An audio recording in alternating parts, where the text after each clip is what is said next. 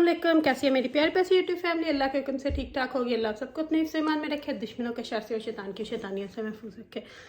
आमीन सुम्मा आमीन। यही दुआ मेरे लिए, बच्चों के लिए, आमर के लिए, मेरी प्यारी प्यारी फैमिली के लिए किया करें कि अल्लाह हम सबको अपने हिफ्ज़ ईमान में रखे, दुश्मनों के शर से और शैतान की शैतानियों से महफूज रखे। आमीन सुम्मा आमीन। इसी दुआ के साथ आज की वीडियो का करते हैं आगाज़। वीडियो शुरू करने से पहले काइंडली जो आपसे रिक्वेस्ट होती है कि अगर आप ईरम आपी चैनल पर नए हैं और आपने अभी तक ईरम आपी चैनल को सब्सक्राइब नहीं किया तो काइंडली जल्दी से जाएं, ईरम आपी चैनल को सब्सक्राइब करें, लाइक करें, शेयर करें, बेल आइकन को प्रेस करना बिल्कुल ना भूलिएगा ताकि मेरी हर नई आने वाली वीडियो की नोटिफिकेशन आपको बर वक्त मिलती रहे। और सुनाएं कैसी है मेरी प्यारी प्यारी सी यूट्यूब फैमिली। सबसे पहले तो आप सबको 6 सितंबर यौम दफ़ा सारे पाकिस्तानियों को मुबारक हो। पाक फ़ौज ने माओ बहनों के लिए जो कुर्बानियाँ दी थी, हम सब के लिए जो दी थी, जो जो उस वक्त शहीद हुए थे, अल्लाह उन सबको जन्नत में आला मुकाम अता फरमाए। वो तो है ही जन्नती, वो तो है ही जन्नती। तो बाकी चलें जी, करती हूँ बात शुरू। तो वाईटी पे कुछ जो गंद फैला हुआ है इसको ख़त्म होना चाहिए। जो एक मुहिम चलाई है अपना चैनल भाई ने, एहसान भाई ने, उसका साथ सब दें क्योंकि ये एक गंद है, ये हर कोई अब हद से आगे जा रहा है, इसको ख़त्म होना चाहिए। हर किसी को इस पे आवाज़ उठानी चाहिए। और ये गंद शुरू इनकी तरफ से ही हुआ था और उसकी सबसे बड़ी जीती जागती मिसाल मैं खुद हूँ। औरतों पे अटैक इनकी तरफ से शुरू हुए थे और वो कहाँ से शुरू हुए थे मैं आपको बता देती हूँ। सबसे पहले इनकी तरफ से अटैक हुआ था हमारी फैमिलियों पे, उस्मा की फैमिली पे, शमाइला व्लॉग पे, मेरे ऊपर पर्सनल अटैक हुए थे। और अब ये उठ के जो किस मुँह से कह रहे हैं कि हम उस औरत की दफ़ा करने के लिए आए हैं, हम उस औरत की इज़्ज़त को बचाने के लिए आए हैं जिन्होंने खुद अपनी इज़्ज़तों को सामने लाया, जिनकी बहन ने खुद उनकी इज़्ज़त को सामने लाया। और ये उसके लिए खड़े होते हैं कि हम उसके ऊपर तोहमत लगाई। जब आपने लोगों पे तोहमतें लगाई थी जो प्रॉपर तोहमतें थी, जो तोहमतें थी जिनमें कोई सच्चाई नहीं थी, उनकी क्या बात है फिर? उनका हिसाब कौन देगा? हम तो माफ़ नहीं करेंगे, हम तो क़यामत के दिन गिरेबान पकड़ेंगे। मैंने तो साफ बोला हुआ है, कोई माफ़ी नहीं मेरी तरफ से। इसीलिए मुझे बड़े लोगों ने बोला, मैंने बोला नहीं, मैंने अपने रब पे छोड़ा और क़यामत के दिन मैं वो हिसाब लूँगी। मेरा हाथ और इनका गिरेबान अल्लाह की जज में। इसीलिए मैं चुप कर गई और मैं चुप हूँ। मैं उसके बारे में यहाँ पे बोलूँगी ही नहीं क्योंकि मैंने वो अपने रब की अदालत में जाके उसका इंसाफ लेना है। उस चीज़ का इंसाफ मैंने अपने रब की अदालत में लेना है। अब ये दुनिया में इनकी तरफ से शुरू हुई है ना, लेकिन मैंने अपना, और मेरा अल्लाह बहुत अच्छा इंसाफ करने वाला है, बहुत अच्छा। मैंने एहसान भाई की लाइफ पे, क्योंकि उस दिन बोला था कि मुझे मेरा अल्लाह 4 वीक में ही दिखाएगा, और मेरे रब ने 2 वीक में ही दिखा दिया था कि किसी की इज्जत पे बात करने वालों के लिए किस तरह फिर अल्लाह ही दिखाता है। और वो सारी दुनिया ने फिर देखा था, वो फिर सारी दुनिया ने देखा था कि क्या हुआ था। लेकिन उन लोगों को असर नहीं है। वो कहते हैं हमारे ऊपर जो मर्जी कोई गालियां दे, जो मर्जी करे, हमें अपनी इज्जतों की नहीं पड़े, हमें बस अपने व्यूज़ के ऊपर पड़ा हुआ। उन्होंने साफ बोला है, आज भी बोला है, पहले भी 1-2 दफ़ा बोला है। इसीलिए तो आप लोगों को पता है ना कि जिन लोगों की इज्जतें नहीं होती उनको अपनी इज्जतों की हिफाजत भी नहीं करनी आती।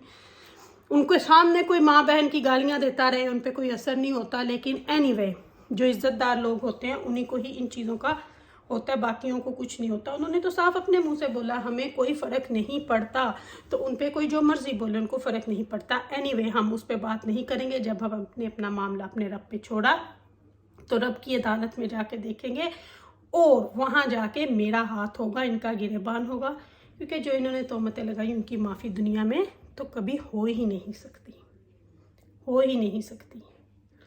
तो बाकी रही बात, जो बात करनी है, सच्चाई पे खड़े रहो, जो सच्चे हो सच्चाई पे खड़े रहो।